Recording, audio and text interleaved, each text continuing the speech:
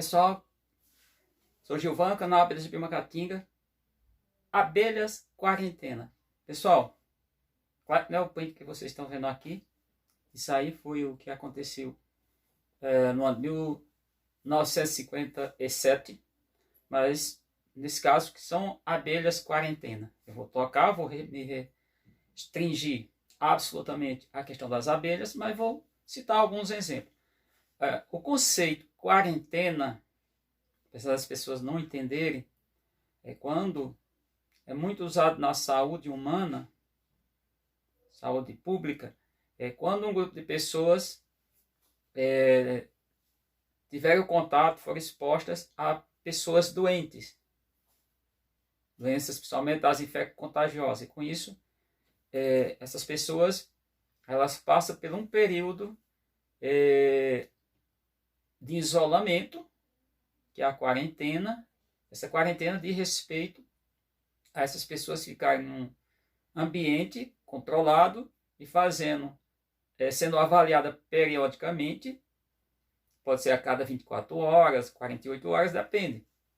A determinação é do profissional de saúde ou profissionais de saúde, para observar se essas pessoas não tiveram infecções, não estão infectadas.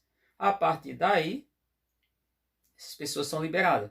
Por exemplo, vários países, recentemente, por causa da pandemia, quando saíram da China, elas passaram por esse processo, quarentena. Com animais, todo ser vivo basicamente pode passar por quarentena. Com animais não seria diferente. Você pode submeter a um grupo de animais, retira uma quantidade de animais, leva para um ambiente e fazer a observação se esses animais não estão doentes, não adoeceram. A partir daí você pode controlar, você pode levar os demais. Tá? Inclusive existem as barreiras sanitárias, que é outro tema, mas não vou entrar aqui em detalhe. A questão das abelhas, o que vem a ser essa quarentena? Essa quarentena é justamente alguém que vai transferir a abelha de um local para outro, deixá-las em isolamento, em observação. Não é isolamento, elas têm acesso ao campo, mas as pessoas, o criador, e principalmente se for uma questão de estudo, fica em observação para verificar a presença ou não de animais doentes, desse grupo de animais. Então essa é a quarentena. No caso, que aí tem uma pequena diferença, não tanto, mas quando o Brasil queria se tornar uma potência produtora de mel, um cientista brasileiro, aqui já eram criadas 5 subespécies de abelhas europeias, do gênero Apis, e ele foi à África e pegou em um local mais árido do que o nosso semiárido nordestino. Ele pegou uma espécie que foi a Apis mellifera scutellata, trouxe para São Paulo, na cidade de Rio Claro. Ele trouxe uma quantidade de princesas são aquelas que não foram copuladas, e fez a copulação com os indivíduos machos zangões de 5 espécies europeias, subespécies, volto a frisar, subespécies. Essa questão de subespécie que tem uma grafia trinominal. E aí obteve híbridos. Essas abelhas ficaram em quarentena. Mas qual era essa situação? As rainhas não saíam das caixas. Elas estavam em total isolamento. E saía só as campeiras, só adultas campeiras, as operárias. E no ano de 1957, 26 colônias, diz que foi acidental, outros dizem que foi os tratadores que fizeram de maneira, vamos pensar, arbitrária, pegaram e soltaram as abelhas.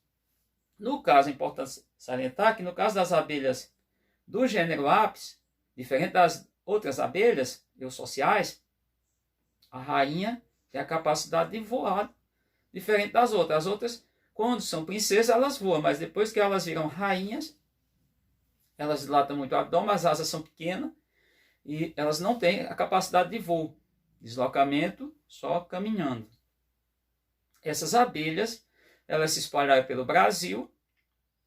Já no ano de 1960, ela já tinha chegado à região norte do país, bem como na região nordeste e a Mossoró, no Rio Grande do Norte. Estava imaginando, já estava contornando um pouco ali junto ao oceano. Na década de 1980, elas chegaram a dominar todo, em tese, ocuparam todo o continente americano.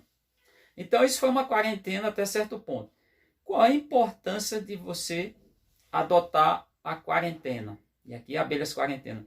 Eu estou passando por um processo, por uma situação negativa, por conta de um patógeno, um cleptoparasita. Cleptoparasita é muito usado, por exemplo, a cochonilha é um cleptoparasita. Alguns pulgões, a formiga mesmo que corta a folha das plantas, é entendida.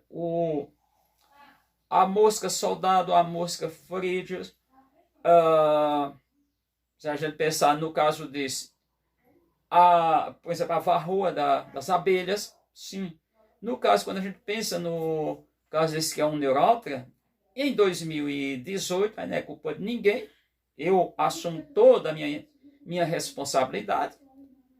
Eu pensei em criar jandaíra, o pessoal tinha dito que aqui em Petrolina o pessoal criava, apesar de ser semiárido, ser área caatinga aberta, mas é semelhante com os locais. Aqui pertinho tem jandaíra.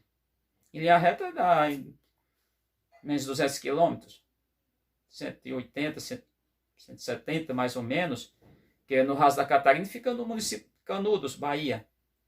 Sertãozão, sertão bem seco. Então, eu trouxe, importei a jandaíra, que é a chamada princesinha do sertão, a Melita subnítida. Eu importei da Paraíba, vamos chamar assim, de 2 cidades, 2 municípios paraibanos, e de um município potiguar, Mossoró. E, por sorte, eu filmei no início, eu vi o bichinho, detectei, inclusive eu estava olhando os vídeos, as crias, que é uma das características, esse cleptoparasita, que é da ordem Neuróptera, vou até deixar o nomezinho dele para aí, para tudo, para vocês, caso queiram pesquisar, ele veio com as abelhas. Se eu tivesse mantido a quarentena, o que aconteceu?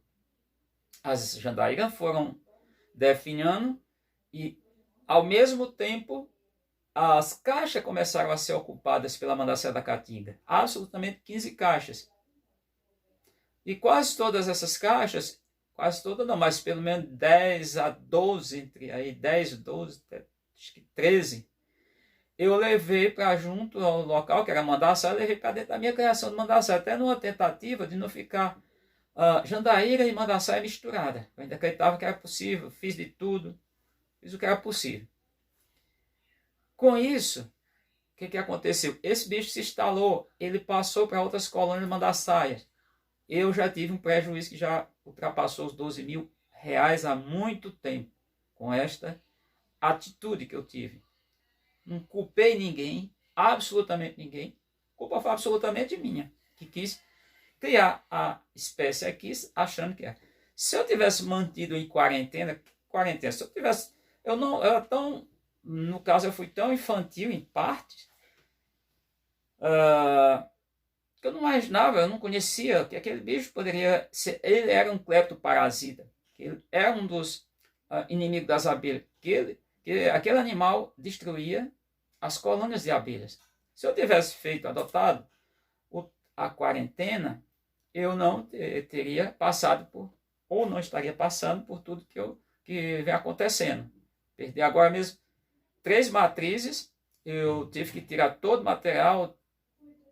Primeiro foi a coleta do mel, depois tirei os potes, inclusive o pólen, e toda a cera congelei, e a caixa praticamente foi tirado tudo, limpado, jogado água quente, numa tentativa de retirar, no caso eliminar o bicho, esse animal, esse inseto da ordem Neuróptera. Então a quarentena, ela serve, ela é adotada, ela deve ser adotada toda vez que você está transportando animais, plantas. Teria quarentena? Sim, porque tem os fitopatógenos. Eu falei há pouco, o pulgão mesmo, cochonilha são fitopatógenos, apesar de ser externo, e tantos outros. Por exemplo, tem um verme que é muito comum aqui no Vale do São Francisco, que ataca a goiabeira, na verdade não é só um, eu vou pegar só o filo, que é nematóide, os nematóides são vermes pequenos que eles entram nas raízes da planta e são mais de 40 espécies estudadas e com isso eles destroem a planta, vão se alimentando dos recursos da planta, as seivas, orgânica, inorgânica, eu acredito que seja orgânica, e mata a planta, leva à morte. E for os produtores, se conversar com o produtor, um fruticultor local com quem planta a goiaba. Então, se você fosse, por exemplo, pegar mudas de goiabas para levar para outra localidade, extremamente importante fazer esse processo de quarentena, para observar, ou não, é mais demorado com a planta, é mais difícil, vai transportar animais. E no caso das abelhas, aí eu fico aqui, sou bem tranquilo em falar isso. Transporte de abelha de um local para outro, eu já avisei agora com um amigo no sul do Ceará. Ele fez uma troca